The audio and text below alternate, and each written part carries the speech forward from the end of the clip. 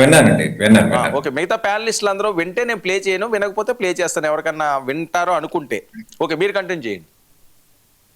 ముఖ్యంగా పవన్ కళ్యాణ్ గారికి ఒక కులం ఆపాదించడం అనేది నిజంగా చిత్ర విచిత్రంగా ఉంది. ఎందుకంటే ఆయన ఏ కులానికి ఏ మతానికి ఎక్కువ ప్రయారిటీ ఇవ్వము, అన్ని కులాలు నాకు సమానం, కులాలను కలిపే విధానంతోనే నేను రాజకీయ పార్టీ పెడుతున్నాను అని చెప్పేసి అని ఆయన ఆయన యొక్క రాజకీయ పార్టీ ఇనాగ్యురేషన్ టైంలో చాలా బాహాటంగా ఏ నాయకుడు ఇప్పటి వరకు చెప్పలేదు. అలాంటి ఒక స్టేట్మెంట్ ఇచ్చి రాజకీయ పార్టీని పెట్టినటువంటి ఒక మహోన్నతమైన వ్యక్తిత్వంతో ఆయన రాజకీయ పార్టీని స్టార్ట్ చేశారు.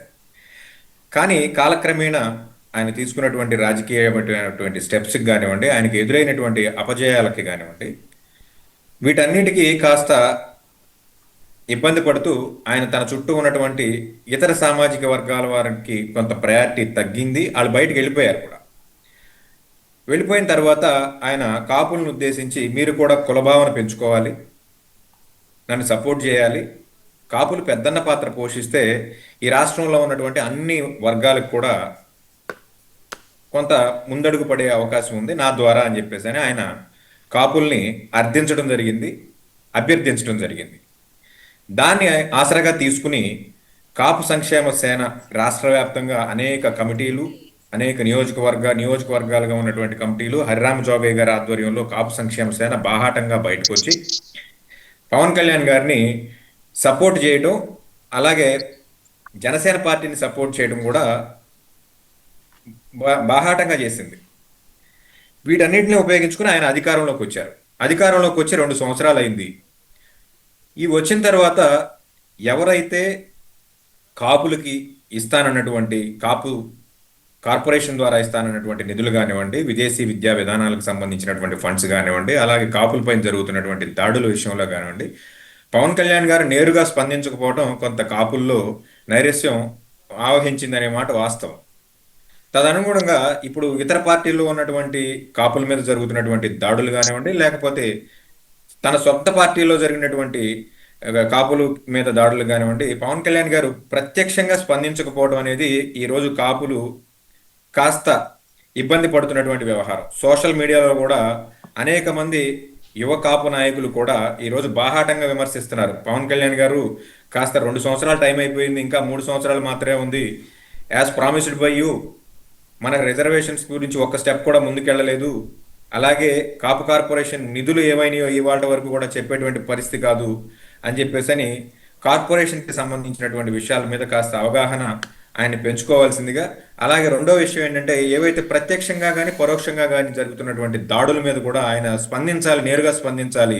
స్పందిస్తే కాస్త ఈ దాడుల యొక్క తీవ్రత తగ్గుతుంది అని చెప్పేసి అని బాహాటంగా మాట్లాడుతున్నటువంటి ఈ పరిస్థితుల క్రమంలో పవన్ కళ్యాణ్ గారు స్వతహాగా కాపు కులంలో పుట్టి ఉన్నాడు కాబట్టి ఆయనకి పార్టీలు లేదా కులాలకు అతీతంగా ఆయన పనిచేసినప్పటికీ కూడా జగన్మోహన్ రెడ్డి గారికి రెడ్డి గారు అనే బిరుదు, పవన్ కళ్యాణ్ గారికి కాపు అనే బిరుదు, చంద్రబాబు నాయుడు గారికి కమ్మ అనే బిరుదు, అది తప్పదు.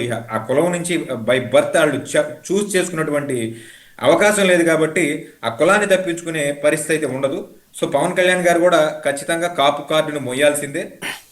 మరి ఎలా మిగతా 3 సంవత్సరాలు ఎలా చూస్తారనేది మనం చూద్దాం.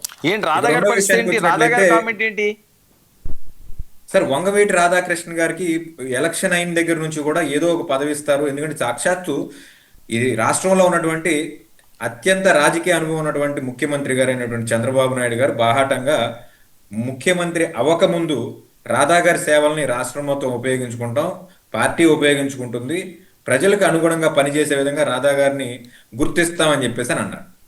ఈరోజు విజయవాడలో రాధా చాలా కీలకంగా ఉండేటువంటి ఒక రాజకీయ నాయకుడు. చుట్టూ ఉన్నటువంటి పరిస్థితులు కానివ్వండి, వీటన్నిటిని అర్థం చేసుకుని 2 సంవత్సరాల నుంచి రాధా గారు వెయిట్ చేయడం. రీసెంట్గా కూడా చూసాం రాధా గారిని రాజ్యసభకు పంపిస్తారు అని చెప్పేసి అని సోషల్ మీడియాలో కొన్ని వార్తలు హల్చల్ జరిగినాయి.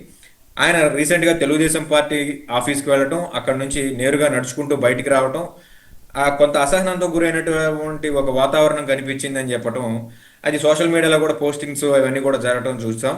అయితే వీటన్నిటిని దృష్టిలో పెట్టుకుని రాధా గారు స్వతహంగా ఏంటంటే నిండుకుండలా ఉంటాడు, ఎప్పుడు బయటపడాడు, ఎప్పుడో ఒక్కరోజు మాత్రమే మొత్తం ఉన్నాయన్నీ పారబోసేసే వ్యక్తి. ప్రతిరోజు నాకు అన్యాయం జరుగుతుంది, లేకపోతే నన్ను చిన్నచూపు చూస్తున్నారు, లేకపోతే నాకు ఇస్తానన్న గుర్తింపు ఇవ్వలేదు అనేటువంటి చిల్లర వ్యాఖ్యలు చేసేటువంటి వ్యక్తిత్వం ఉన్నటువంటి వ్యక్తి కాదు. మీ అందరికీ తెలుసు, పాత్రికేయులందరికీ కూడా తెలుసు, జగన్మోహన్ రెడ్డి గారితో అత్యంత సాన్నిహితంగా ఉన్నటువంటి వ్యక్తి ఒక్క రోజు నైట్లో పార్టీ మారినటువంటి వ్యక్తి. అంతకు ముందు రోజు వరకు కూడా అతని మీద కనీసం అసహనం కూడా వ్యక్తం చేయనటువంటి వ్యక్తి జగన్మోహన్ రెడ్డి గారి మీద. అలాగే ఈరోజు ఇప్పుడున్నటువంటి ఈ 2 సంవత్సరాల కాలక్రమంలో కూడా రాధా గారు సైలెంట్గా ఉండటం, మరోపక్క ఆయన సోదర రాజకీయ రంగప్రవేశం చేస్తాను త్వరలో, ప్రస్తుతానికైతే అభిమానులు కూడగట్టుకుంటున్నాను అని చెప్పేసి ఆయన కుటుంబంలో ఉన్నటువంటి మిగతా నాయకులందరినీ కలిపి, లేదా మిగతా కుటుంబ సభ్యులందరినీ కలిపి రాధారంగ మిత్రమండలికి మళ్ళీ పునర్జీవం ప్రకటిస్తాను అని చెప్పేసి ఆవిడ ఇంకోవైపు నుంచి ప్రయాణం చేస్తున్నటువంటి వ్యక్తి. అంటే సొంత కుటుంబంలోనే అసంతృప్తి ఉంది రాధా యొక్క రాజకీయ జీవిత పయనం మీద. తాను అసెంబ్లీ ఎలక్షన్స్కి సంబంధించి తాను పోటీ చేయకుండా, పోటీ చేస్తే ఖచ్చితంగా గెలిచే నియోజకవర్గం అయినప్పటికీ కూడా ఆ రోజు తెలుగుదేశం పార్టీ యొక్క అధినాయత అనుసంధానంగా ఆయన ఇచ్చినటువంటి ఆదేశాలకు అనుగుణంగా రాష్ట్ర వ్యాప్తంగా, ముఖ్యంగా ఉభయ గోదావరి జిల్లాల్లో తిరిగి పార్టీకి కాస్తో కోస్తో ఉపయోగపడినటువంటి వ్యక్తి. విజయవాడ కేంద్రంగా అతన్ని గుర్తించకపోవడం రాధా అభిమానులు కానివ్వండి, వంగవీటి మోహన్ రంగ ఫ్యామిలీ అభిమానులు కానివ్వండి వెంకటేష్ చాలా గారు, అసంతృప్తితో ఉన్నారు. ఓకే వెంకటేష్ గారు, ఇప్పుడు పవన్ కళ్యాణ్ గారు కానీ చంద్రబాబు నాయుడు గారు కానీ రాధా గారి మీద వ్యతిరేకం ఏమి ఉండదు కదా వాళ్ళకి? ఆ ఈక్వేషన్స్ ఏమన్నా ఆ ఇబ్బంది ఉంటుందేమో కానీ కావాలని ఏమైనా ఆయనకి ఇవ్వకూడదని అనుకుంటారా? ఇప్పుడు కావాలని ఎవరు అనుకోరండి. కావాలని ఎవరు అనుకోరు. ఇప్పుడు అవకాశం వచ్చినప్పుడు కూడా ఇవ్వకపోవడం అంటే కావాలని ఇవ్వకపోవడమే కదా. అంటే కాదు, ఈ ఈక్వేషన్ మనం చూసుకుంటే డైరెక్ట్గా చంద్రబాబు నాయుడు గారే హామీ ఇచ్చారు ఎవరికి? నాగబాబు గారికి. మరి ఇప్పుడు సైలెంట్ చేశారే ఎందుకు? అంటే కొద్దిగా ఈక్వేషన్స్ ఏదో ఇబ్బంది అవుతున్నదనే కదా. ఇప్పుడు ముఖ్యంగా చెప్పాలంటే అండి, ఉప ముఖ్యమంత్రి గారికి సొంత సొంత అన్నయ్య ఆయనే నాగబాబు గారే. నాకు మంత్రి పదవి రావడానికి ఒకే కుటుంబంలోంచి 2 మంత్రులు ఉండడం అనేది కరెక్ట్ కాదు, క్యాడర్కి సరైన సంకేతం ఉండదు, కాబట్టి తమ్ముడు ఆదేశాల మేరకే నేను ఇలా ఉన్నాను అని చెప్పేసి ఆయన చెప్పినటువంటి సందర్భాలు ఉన్నాయి. అందులో పార్టీ అధినేత, డిప్యూటీ సీఎం, రెండోది ఏంటంటే ఇంతకు ముందు కూడా చాలా మంది కాపు డిప్యూటీ సీఎంలను చూసాం. వాళ్ళందరికీ లేనటువంటి ప్రయారిటీ ఈరోజు కూటమి ప్రభుత్వంలో పవన్ కళ్యాణ్ గారికి ఉంది. ఇటువంటి సందర్భంలో ఆయన కుటుంబంలో నుంచే 2 మంత్రి పదవులు తీసుకోవడం కరెక్ట్ కాదని చెప్పేసి ఆయన నాగబాబు గారిని కాస్త ఆగమన్నారు. లేకపోతే ఏం జరిగిందో that is the internal aspect of Janasena party, అది మనం విశ్లేషించడం కరెక్ట్ కాదు. రాధా గారి విషయంలోకి వచ్చేపాటికి ఏంటంటే విజయవాడ నగరంలో ఉన్నటువంటి కాపు సామాజిక వర్గాన్ని అంతా కూడా రాధా వైపు చూస్తున్నటువంటి పరిస్థితి. ఎందుకంటే చుట్టూ ఉన్నటువంటి అన్ని నియోజకవర్గాల్లో కమ సామాజిక వర్గానికి సంబంధించిన ఎమ్మెల్యేలే ఉన్నారు, విజయవాడ చుట్టూ కానివ్వండి, లేకపోతే గుంటూరులో కానివ్వండి.